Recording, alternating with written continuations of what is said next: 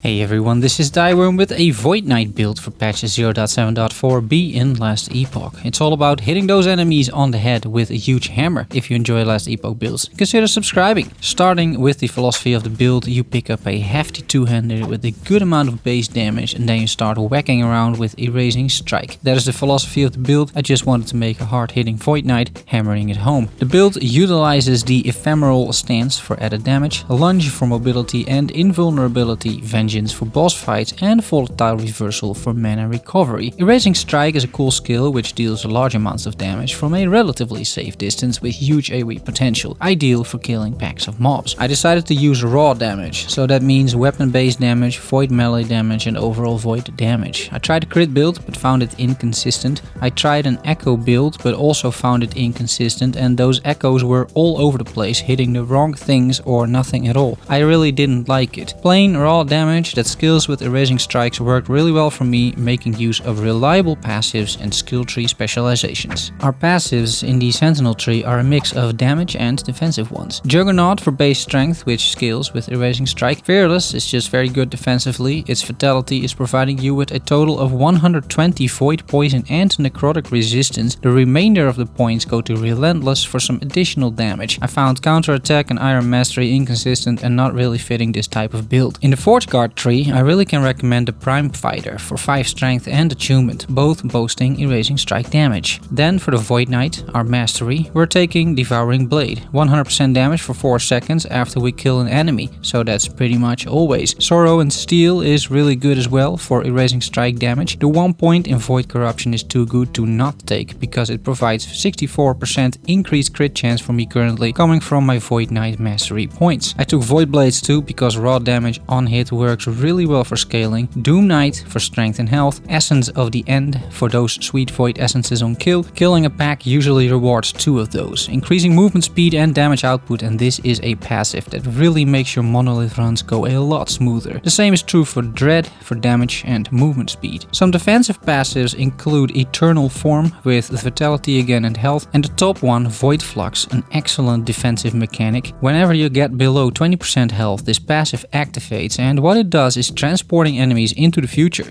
It basically deletes enemies from existence and makes them reappear 4 seconds later. By that time you're hopefully at full health again. A really cool mechanic and definitely worth taking. I specifically didn't take Avatar of Regret, although it is only 1 point, because of the mana cost of the skills, and I found the echo just not useful because we're one-shotting packs anyway. There's really no need for an echo most of the time. Skill specialization. The primary damaging skill is Erasing Strike. This is a very mana hungry skill that potentially does massive damage, but I had to do a lot of experimenting and tweaking to make it work consistently. I will explain what I tried so you get some context. For me, attuned strikes is a must unless you have a reliable way to get mana back fast. Without the 150% mana efficiency, you can use the skills maybe twice before you run out of mana. I tried the crit notes on the right, but found it not helpful really, because the crit, like I said, is inconsistent. Moments Stolen is pretty good for movement speed after a kill, but I would rather have the damage, so I went south to both additional initial damage and additional regular damage, and that completes the skill tree. Volatile Reversal is very versatile, but for us the primary use is mana recovery. When used correctly, this skill restores 100% of mana. The most important nodes are the north and the south nodes here, which reduce the cooldown of the skill and provide you with 36% attack and movement speed after casting it. A vital node is Ancient Reversal, which increases the number of seconds you travel back. Take 2 points, so you travel 4 seconds back in time. This is important because you now basically have a 4-second window to spam your Erasing Strike, be out of mana, cast Volatile Reversal and be full mana again. Vengeance is our skill to spam when fighting bosses and for when we are waiting for Volatile Reversal to come off cooldown. It provides decent damage but mostly a lot of defensive stats. Bolster reduces damage taken by 36%, which is great. Dark Duelist is another 100% additional damage if you still have a riposte lined up, which is why we're also taking Zealot's technique to stack those riposts. I also took 2 out of 2 Essence of Revenge for more consistent Void Essence generation.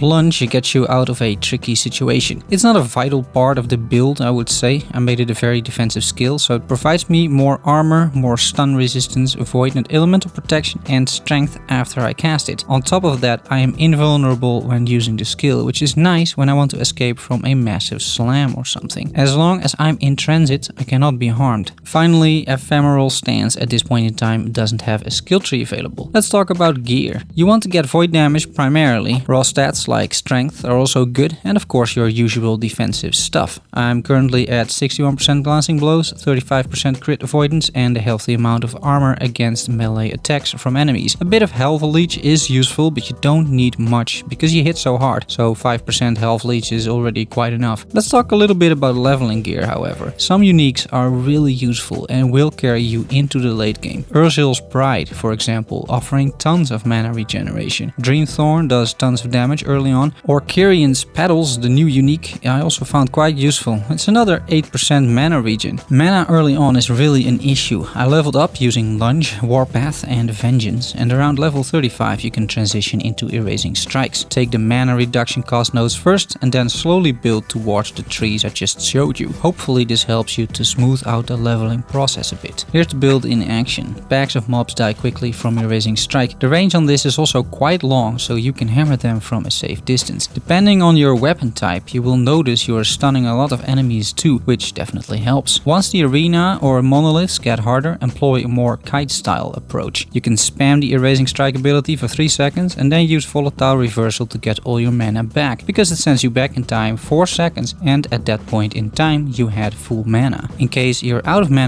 just spam Vengeance, it's free. Should you really need to get out fast, you can Lunge the safety if you target an object or enemy. Don't forget to turn on Ephemeral Stance and you're all good to go. Follow me on Twitter guys at Thyworm. Thanks for watching and making it to the end. See you all soon. Bye bye.